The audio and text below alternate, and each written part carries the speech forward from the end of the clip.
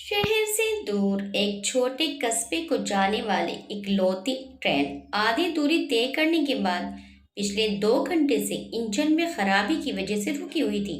खून जमा देने वाली सर्दी पड़ रही थी।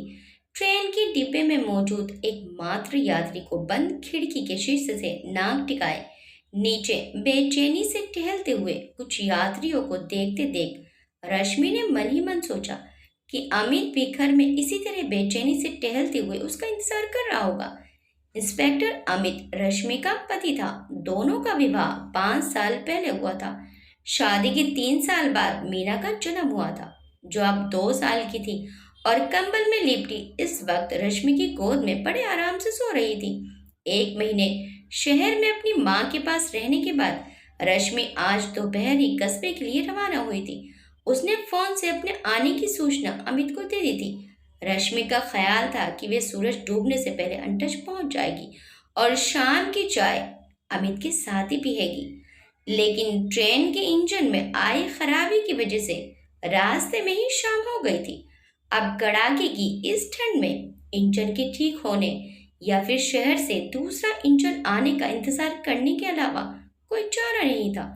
रश्मि को मालूम था कि अमित उससे और अपनी बेटी मीना से जुनून की हद तक प्यार करता है। ये उसकी मोहब्बत ही थी कि रश्मि उसकी बीवी बन गई। बावजूद इसके कि स्वयं उसने अमित से मोहब्बत नहीं की थी। अमित ने उसे एक होली मिलन समारोह में देखा था और उसकी माँ से मिलकर उसे अपनी पत्नी बनाने का प्रस्ताव रख दिया था।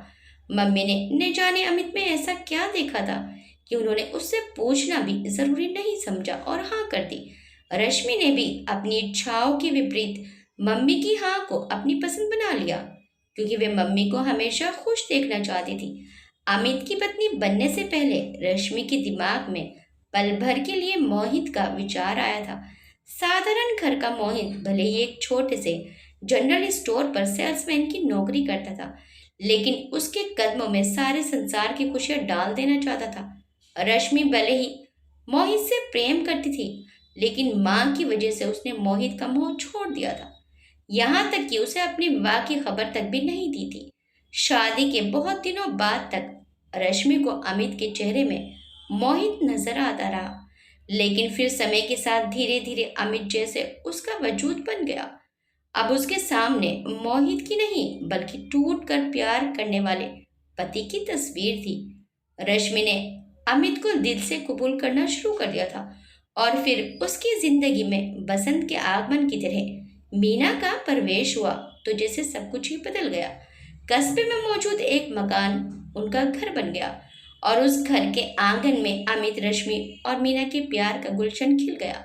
शहर से कस्बे में जाने की वजह इंस्पेक्टर अमित का तबादला था। कस्बे में उसका तबादला वहां बढ़ते हुए अपराधों और इंस्पेक्टर अमित के अच्छे रिकॉर्ड की वजह से हुआ था। रश्मि ने पिछला जो 1 महीना शहर में अपनी माँ के पास गुजारा था, काफी हद तक उसकी वजह भी कस्बे में होने वाली आपराधिक गतिविधियां और इंस्पेक्टर अमित की बढ़ी हुई जिम्मेदारी थी। रश्मि हर हालत में अमित के साथ रहने की इच्छुक थी, लेकिन उसके मजबूर करने पर उसे शहर में माँ के पास रहना पड़ा था। अब भी अमित ने उसे तब आने की इजाजत दी थी जब उसने आने के लिए फोन पर फोन किए। गाड़ी अभी भी अपनी जगह जमी खड़ी थी। अचानक मीना नींद से जागकर रोने लगी। तमाम कोशिशों के बावजूद वे रोई जा रही थी। रश्मि की समझ में नहीं आ रहा था कि वे क्या करे। दरअसल वह दूरी को ध्यान में रखकर मीना के लिए जो दूध लाई थी वह खत्म हो चुका था। उसे क्या पता था कि गाड़ी खराब होकर 2 घंटे तक रास्ते में खड़ी रहेगी। मीना को चुप कराने की कोशिश करते हुए रश्मि ने बेचैनी से ट्रेन के खाली डिब्बों में नजर दौड़ाई। पूरे डिब्बे में या तो खाली सीटें नजर आ रही थी या फिर बंद खिड़कियों के शीशों के पार गर्म कपड़ों से लिपटे बेचैनी से टहलते हुए कुछ यात्री। मीना को चुप कराने की सारी कोशिशों में नाकाम होने के बाद रश्मि ने कुछ सोचकर उसे अच्छी तरह कंबल में लपेटते हुए खिड़की का शीशा उठा दिया।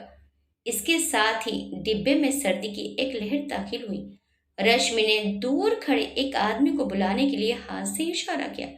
वह आदमी काफी देर तक रश्मि के इस इशारे का मतलब नहीं समझ पाया और अपनी जगह खड़ा रहा। फिर ओवरकोट का कॉलर ठीक करके दोनों हाथों को आपस में रगड़ते हुए छोटे छोटे कदमों से रश्मि की ओर बढ़ा।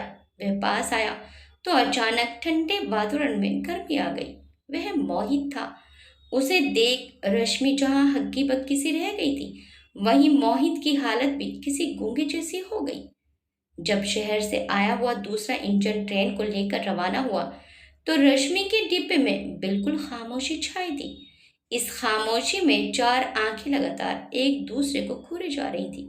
ये आंखें थी रश्मि और मोहित की।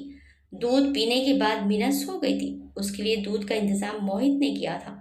वह ट्रेन के दूसरे डिब्बे से मीना के लिए केवल दूध ही नहीं, बल्कि रश्मि के लिए खाने पीने की कुछ चीजें ले आया था। रश्मि, कैसी हो तुम? मोहित ने पूछा तो रश्मि ने जवाब में उसे पिछले 5 सालों की पूरी कहानी सुना दी।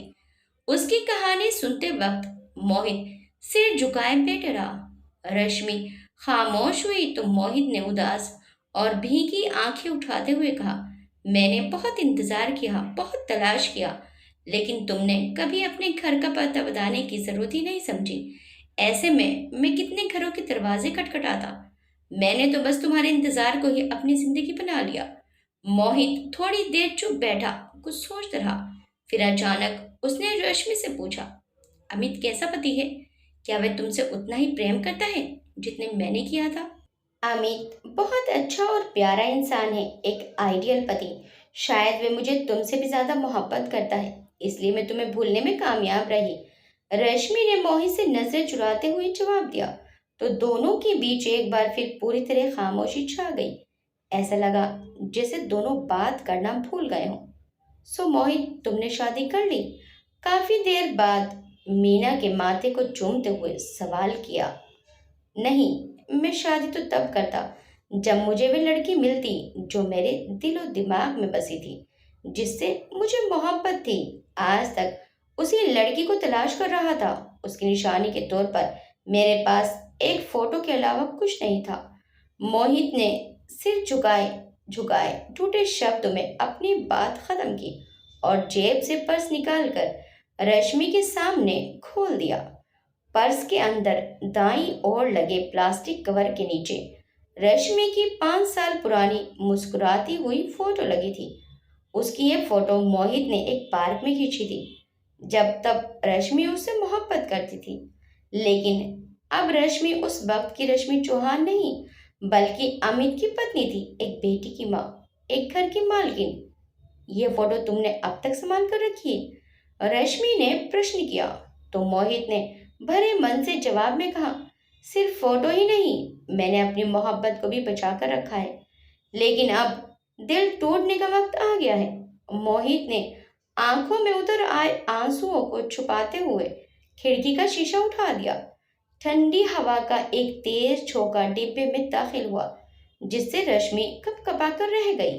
इसे बंद कर दो प्लीज, ठंड बहुत है, मेरी बेटी बीमार हो जाएगी, रश्मि ने कहा। तो मोहित का हाथ हिला और झटके के साथ शीशा दोबारा खिड़की पर आ गिरा। तभी रश्मि ने देखा कि मोहित की उंगली से खून बह रहा है। उसकी उंगली फ्रेम के नीचे आ गई थी। लो, इसे जख्म पर बांध लो, रश्मि ने अपना रुमाल मोहित की ओर बढ़ाते हुए कहा। मोहित ने रुमाल जख्म पर बांधने की बजाय अपनी जेब में रख लिया और फिर अपने लाल और गर्म खून से डिब्बे की दीवार पर जगह जगह रश्मि लिखते हुए बोला, मैंने तुम्हारे साथ जिंदगी गुजारने के बहुत से ख्वाब देखे थे, लेकिन इन ख्वाबों की ताबीर के बीच मेरी हैसियत आड़े आ रही थी। मैंने ये सोचकर बहुत कुछ हासिल किया कि तुम मुझे मिलोगी, लेकिन तुम नहीं मिली। तुम्हारे बिना सब कुछ बेकार है रश्मि। जब जिंदगी ने तुम्हें सब कुछ दे ही दिया है, तो फिर खुशियों से मुंह क्यों मोड़ रहे हो? तुम्हें मुझसे अच्छी हजारों लड़कियां मिल जाएंगी। शादी कर लो मोहित और खुश रहो। रश्मि ने मोहित की बात काटते हुए सलाह दी। डिब्बे में एक बार फिर खामोशी छा गई। इस खामोशी को मीना की आवाज ने तोड़ा। वे एक बार फिर जाग गई थी। मीना को गोद में उठाकर मोहित बहुत देर तक प्यार करता रहा। फिर रश्मि को उसकी बेटी वापस करते हुए बोला, मुझे तुमसे मोहब्बत थी, है और रहेगी। मैं तुम्हारी बेटी से भी मोहब्बत करने लगा हूँ, और शायद अमीर से भी। मेरा ख्याल है हमें जिससे मोहब्बत हो, उससे जुड़ी हर चीज, हर व्यक्ति से मोहब्बत करनी चाहिए। क्या तुम एक बार मुझे माथे पर चुम्बन लेने की इजाजत दोगी? रश्मि ने आंखें बंद करके गर्दन झुका दी। तो मोहित माथे का चुंबन लेकर मीना को प्यार करने लगा, जबकि रश्मि अपनी आंखों में उतर आए आंसुओं को पीने की कोशिश कर रही थी। ट्रेन धीमी होने लगी थी, स्टेशन आने वाला था। तभी मोहित झटके से डिब्बे के बाहर चला गया। स्टेशन पर इंस्पेक्टर अमित बेचैनी से रश्मि का इंतजार कर रहा था। वह जैसे ही ट्रेन से उतरी, अमित ने आगे बढ़कर उसका हाथ थाम लिया। वह बेटी के सिर पर हाथ फिराते हुए बोला, जाने मन, मैं तुम्हारे और मीना के लिए बहुत चिंतित था। बताओ यात्रा कैसी रही? अमित के सवाल पर रश्मि अचानक सिसकियां लेकर रोने लगी। अमित ने उसे बड़े प्यार से चुप कराया। वे यही समझ रहा था कि उसकी आंखों में महीने भर विछोह का गम सिमटा हुआ है, जो आंसू बनकर बह रहा है। वह पत्नी और बेटी को घर ले आया। अमित सुबह से इमरजेंसी ड्यूटी पर गया हुआ था और रात के 12 बजे तक नहीं लौटा था। उसकी गैर मौजूदगी में रश्मि पूरे समय मोहित के बारे में सोचती रही, जो उसके साथ ही कस्बे तक आया था। उसे यह डर सता रहा था कि अगर अमित को मोहित के बारे में पता चल गया तो कहीं कोई ऊंच नीच वाली बात न हो जाए। हालांकि मोहित ने घर आने या आइंदा मुलाकात के बारे में कुछ नहीं कहा था। वह तो रश्मि का माथा चूमने के बाद देर तक खामोशी से बैठा मीना को प्यार करता रहा था। रश्मि ने कई बार उससे बात करनी चाही थी, लेकिन उसकी खामोशी नहीं टूटी थी। जब ट्रेन कस्बे के स्टेशन वाले प्लेटफार्म में दाखिल हुई थी, तो उसने ट्रेन के रुकने से पहले ही हमेशा खुश रहने की दुआ देते हुए छलांग लगा दी थी। हालांकि बात वहीं खत्म हो गई थी, लेकिन रश्मि तरह तरह के अंदेशों से घिरी अमित का इंतजार कर रही थी। कॉल बेल की आवाज सुनकर रश्मि हड़बड़ा कर उठ बैठी। लाइट जलाकर देखा तो घड़ी रात के 1:30 बजा रही थी। वह दरवाजे पर पहुंची, आने वाला अमित ही था। अमित ने अंदर दाखिल होते ही रश्मि को हाथों में उठा लिया और फिर सारे कमरे में ठाकुर के साथ चक्कर लगाने के बाद उसे जमीन पर उतारते हुए बोला, आज मैं बहुत खुश हूँ रश्मि। प्रमोशन हो गया क्या? रश्मि ने मुस्कुराते हुए पूछा। वह जानती थी अमित को काफी दिनों से प्रमोशन का इंतजार था। प्रमोशन नहीं हुआ, आज एक बहुत पुराना दुश्मन हाथ आ गया। बहुत खतरनाक बदमाश था। इससे पहले भी उसे मैंने ही गिरफ्तार किया था, लेकिन वह पुलिस की हिरासत से फरार हो गया था। बड़े बड़े ऑफिसर उससे डरते थे। फरार होने के बाद उसने मुझे एक खत लिखा था, जिसमें उसने धमकी दी थी कि वह मेरे पूरे परिवार की हत्या कर देगा। इसलिए मैंने तुम्हें तुम्हारी माँ के पास शहर भेज दिया था। तुम वापस आ गई तो मैं बहुत परेशान था। मुझे अपनी जान की परवाह नहीं थी। चिंता सिर्फ तुम्हारी और मीना की थी। तुम दोनों मुझे अपनी जिंदगी से ज्यादा अजीज हो। अमित मीना को प्यार से चूमने के बाद शरारत वाले अंदाज में रश्मि की ओर बढ़ा, लेकिन वह हंसते हुए दूर हो गई। मेरा नाइट सूट लाओ, मैं सोने से पहले नहाना चाहता हूँ, बहुत थक गया हूँ। अमित ने अंगड़ाई लेते हुए गर्दन को झटका देकर कहा। ओके, अभी लाई।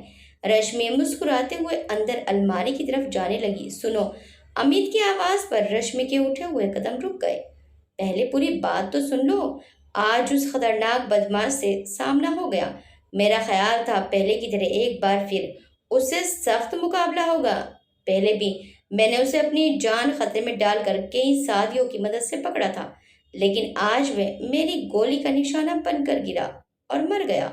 अगर नहीं मरता तो शायद हम तीनों को मार देता, या फिर मुझे सारी जिंदगी तड़पने के लिए छोड़कर तुम्हें और मीना को मार डालता। कमाल का निशानेबाज था। आवाज पर गोली चलाना जानता था, लेकिन आज उसकी मौत आ गई थी, इसलिए पिस्तौल भी इस्तेमाल नहीं कर सका। गोलियों से भरी पिस्तौल उसकी जेब में ही रह गई। अगर उससे मुकाबले में तुम्हें कुछ हो जाता तो मैं भी मर जाती। रश्मि ने रोते हुए कहा। अरे पागल, मुझे क्या होना था? अगर तुम्हें कुछ हो जाता तो मैं क्या करता? वह तो तुम्हें मारना चाहता था। हमारे पुलिस रिकॉर्ड के हिसाब से वह खतरनाक अपराधी था। हर काम पूरी योजना बनाकर करता था। तुम्हारी हत्या की योजना भी लेकर आया, तो सारी जानकारी के साथ। हैरत तो यह है कि उस बदमाश ने तुम्हारी एक पुरानी फोटो भी कहीं से प्राप्त कर ली थी। उसकी कमीज की जेब से खून से सने एक लेडीज रुमाल में लिपटी ये फोटो मिली है। ये देखो। खून से सनी उस फोटो में रश्मि एक पार्क के किसी कोने में खड़ी मुस्कुरा रही थी। फोटो देखकर रश्मि एक बार फिर सिसकियों के साथ रोने लगी। उसकी वह फोटो उसी रुमाल में लिपटी थी जो उसने मोहित को ट्रेन में हाथ पर बांधने के लिए दी थी। अमित समझ नहीं सका कि रश्मि की आंखों में खुशी की वजह से आंसू आए हैं या किसी और वजह से। पति की जिंदगी के लिए या अपनी जिंदगी के लिए, क्योंकि आंसुओं का न तो कोई रंग होता है और न ही फितरत। आपको ये कहानी कैसी लगी हमें कमेंट करके ज़रूर बताइएगा। वीडियो अच्छी लगी तो वीडियो को लाइक शेयर सब्सक्राइब करना मत भूलिएगा। मिलते हैं नेक्स्ट टाइम एक अच्छी सी कहानी के साथ। Till then bye bye.